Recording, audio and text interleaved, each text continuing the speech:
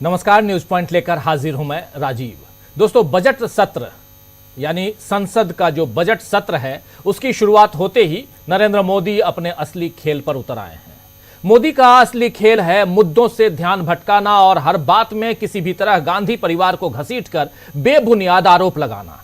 पहले सोनिया गांधी नरेंद्र मोदी और बीजेपी के निशाने पर रहती थीं और उसके बाद राहुल गांधी को देश के सबसे बड़े विरोधी की तरह बीजेपी ने पेश करना शुरू कर दिया। और आज एक बार फिर मोदी ने सुबह राहुल गांधी को और शाम होते होते सोनिया गांधी को कटघरे में खड़ा करने की कोशिश की।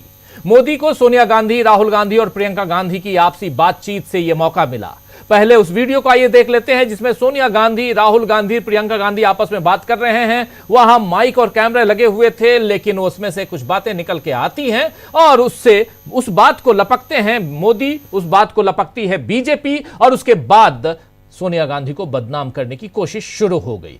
पहले इंग्लिश में सुन लीजिए सोनिया गांधी, राहुल गांधी बातचीत क्या कर रहे हैं और उसके बाद हिंदी में क्या कुछ होता है, क्या कह रही हैं वो भी बताऊंगा और चर्चा आगे बढ़ाएंगे। सुनिए जरा सोनिया गांधी कह क्या रही हैं। Boring. No comment.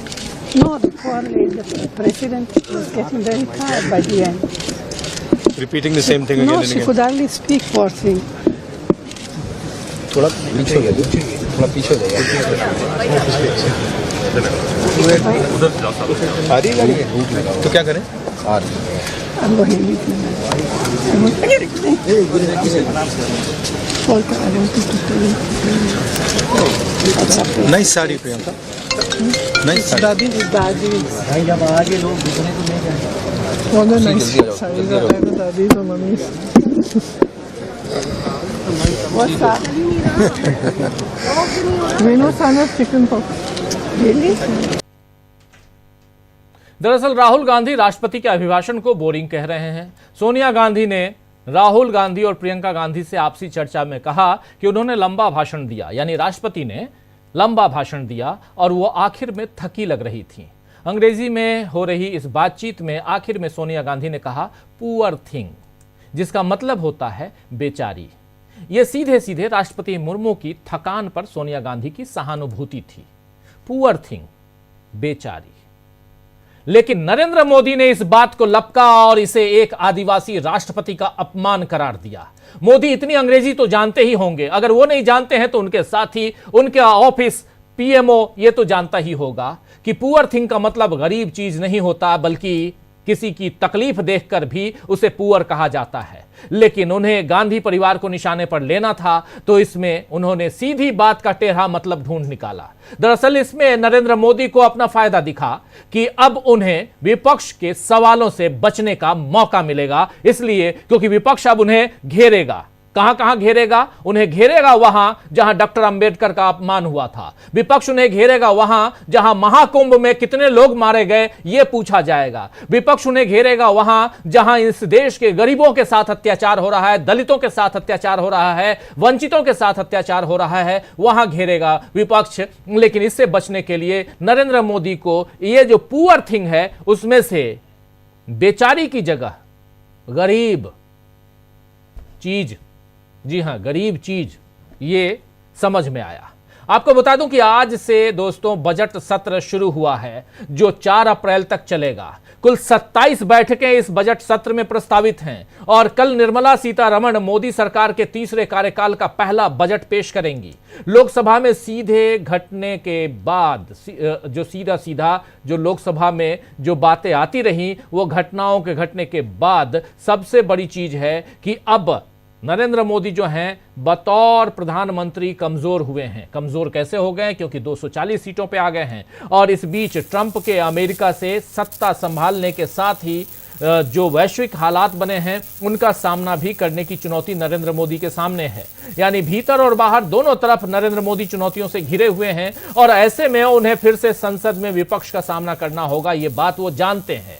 मोदी को पता है कि विपक्ष महाकुंभ में भगदड़ से लेकर अंबेडकर के अपमान और महंगाई, बेरोजगारी जैसी स्थायी समस्याओं पर उनसे जवाब मांगेगा। इसीलिए मोदी ने जवाब देने से बचने के लिए सोनिया गांधी को निशाने पर लिया और गांधी परिवार पर हमले के लिए राज परिवार शब्द का इस्तेमाल किया।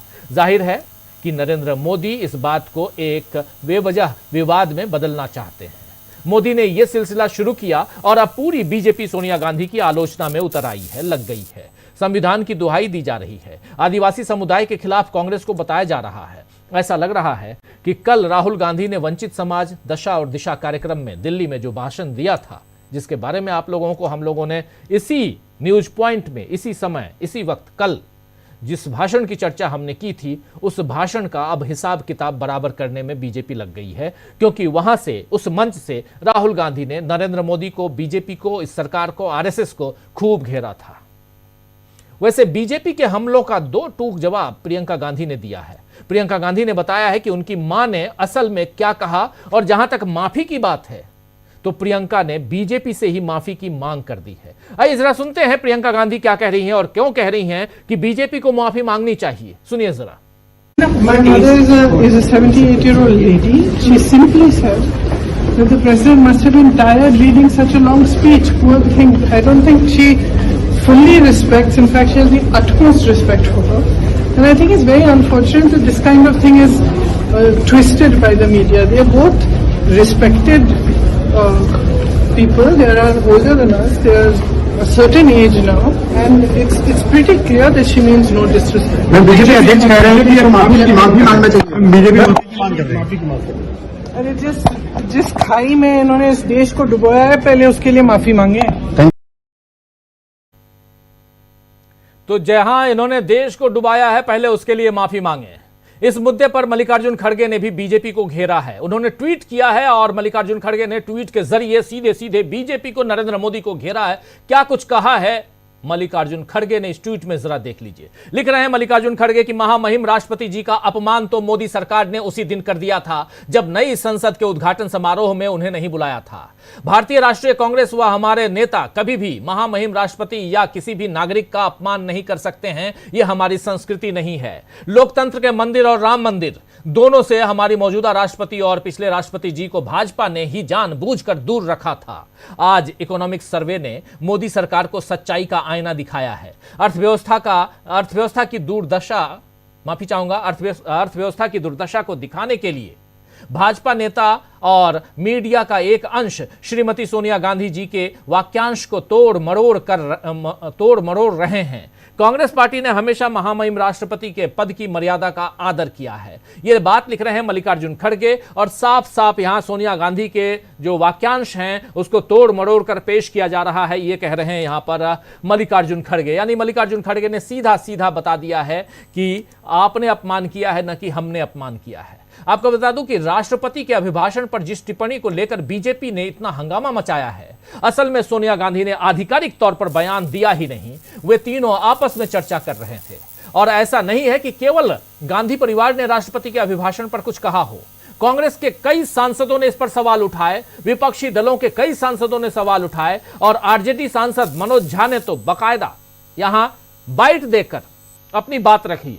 उन्होंने क्या कुछ कहा है, जरा मनोज झा को सुनते हैं और इस चर्चा को आगे बढ़ाएंगे। क्या राष्ट्रपति के अभिभाषण पर अपनी बात रखना हमारी, मैं क्यों कोई अप्रिय बात कहूं, लेकिन मेरे मन में ख्याल आता है अब कि महामहिम को यह आजादी होनी चाहिए, परंपरा को त्यागते हुए वो कैबिनेट के नोट को ना पढ़ें, अपने मन की पीड़ा भी व्यक्त करें। क्या महामहिम को नहीं लग रहा होगा कि इस देश में आय की असमानता कितनी विकराल हो गई है, बेरोजगारी कितनी विकराल है, उसके लिए कोई ब्लूप्रिंट नहीं है। अब 700-800 नौकरियों के प्रमाण पत्र बांट करके, अब तो सरकार में आए थे 2 करोड़ नौकरी प्रतिवर्ष। आप सोचिए कि लोगों की जरूरत वो थी, मंदिर मस्जिद के साइज के लिए वोट नहीं दिया था। आज सामाजिक सौहार्द न्यूनतम स्तर पर है, इस पर कोई बात होती, लेकिन क्या करें, स्लोगनियरिंग रेटोरिक से पीड़ा लोगों की पता नहीं चलती। सर आफ्टर स्पीच तो सुन रहे थे आप यहां मनोज झा को, आरजेडी से सांसद हैं प्रोफेसर मनोज झा, अपनी बात रख रहे थे। अब जब इतने सारे सांसद राष्ट्रपति के भाषण पर टिप्पणी कर रहे हैं, बता रहे हैं कि उन्होंने केवल सरकार का लिखा हुआ भाषण पढ़ा, कोई मतलब की बात नहीं की, तब बीजेपी ने उन लोगों की टिप्पणियों पर कोई प्रतिक्रिया क्यों नहीं दी? क्यों बीजेपी को केवल सोनिया गांधी की बात का बुरा लगा, वो भी जिस बात का बुरा नहीं लगना चाहिए?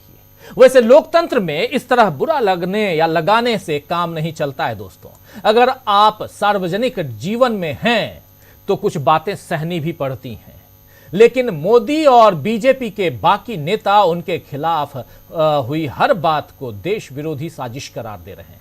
आज सुबह संसद जाने से पहले नरेंद्र मोदी ने पत्रकारों से यही कुछ कहा है। आप जानते हैं कि संसद की सत्र की जब शुरुआत होती है तो नरेंद्र मोदी 10 मिनट 12 मिनट तक पत्रकारों के सामने भाषण देते हैं, प्रेस कॉन्फ्रेंस नहीं करते हैं। उन्होंने आज तक कोई प्रेस कॉन्फ्रेंस नहीं की, इसलिए प्रेस कॉन्फ्रेंस की बात नहीं करूंगा। सवालों का जवाब नहीं देते हैं, इसलिए प्रेस कॉन्फ्रेंस नहीं है। यहां अपने मन की बात, क्योंकि मन की बात वो करते हैं रेडियो के जरिए पूरे महीने, और जब संसद सत्र शुरुआत होती है तो प्रेस के बाकी मीडिया के कैमरे लगे होते हैं, माइक आईडी लगे होते हैं, और वहां पर नरेंद्र मोदी भाषण देते हैं, प्रवचन देते हैं। आज प्रवचन देते हुए नरेंद्र मोदी ने बहुत सारी बातें कही हैं। 12 मिनट और 26 सेकंड का जो प्रवचन है नरेंद्र मोदी का, उसमें से एक छोटा सा हिस्सा ये इसलिए सुनना जरूरी है क्योंकि नरेंद्र मोदी अपनी ही सरकार के ऊपर उंगली उठा रहे हैं, लेकिन निशाना साधने की कोशिश कर रहे हैं राहुल गांधी पर। सुनिए जरा।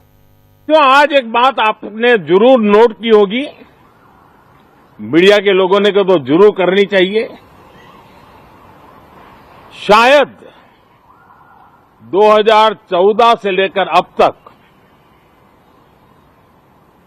शायद एक पहला पार्लियामेंट का सत्र है कि जिसके 1-2 दिन पहले कोई विदेशी चिंगारी नहीं प्रगटी है। विदेश में से आग लगाने की कोशिश रही हुई है।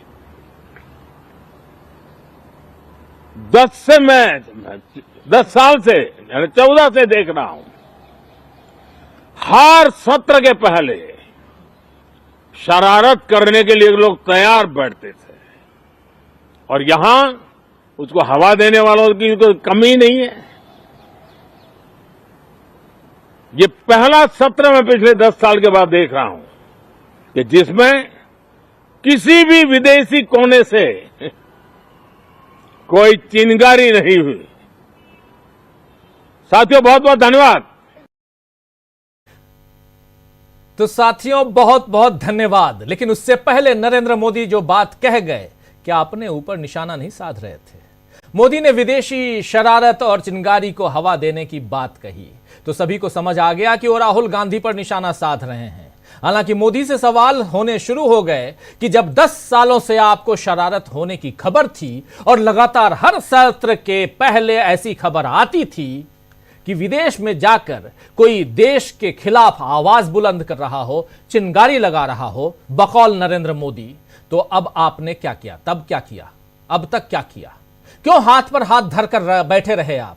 क्यों देश विरोधी विदेशी ताकतों पर कार्रवाई आपने नहीं की? क्यों आपने यूएपीए नरेंद्र मोदी जी आपने राहुल गांधी पर या ऐसे लोगों पर क्यों नहीं लगाए? क्या मोदी एक कमजोर प्रधानमंत्री साबित हुए हैं? ऐसे सवालों में घिरे नरेंद्र मोदी को बजट सत्र में और भी मुश्किलों का सामना करना पड़ेगा, यह तय है। अब उनसे बचने के लिए गांधी परिवार को निशाने पर लेने का जो तरीका नरेंद्र मोदी ने अपनाया है, क्या जनता उसे स्वीकार करेगी? क्या मोदी अपना बचाव कर पाएंगे? ये सारे सवाल हैं दोस्तों। इन सारे सवालों का जवाब आज ढूंढने की कोशिश करते हैं। शुरुआत होती है नरेंद्र मोदी के इस चिंगारी वाले भाषण से, मीडिया के सामने प्रवचन से, और उसके बाद सोनिया गांधी जो पुअर थिंग कहती हैं, और पुअर थिंग इसलिए कह रही हैं क्योंकि पढ़ा हुआ भाषण, लंबा भाषण, बेचारी थक गई होंगी। ये बात अगर कह रही हैं, एक महिला दूसरे महिला के बारे में ये बात कह रही है, वो भी आधिकारिक तौर पर नहीं, आपस में सोनिया गांधी, राहुल गांधी दोनों बात कर रहे हैं वहां पर, और प्रियंका भी खड़ी हैं वहां, ये बात अगर होती है तो क्या ये गुनाह है?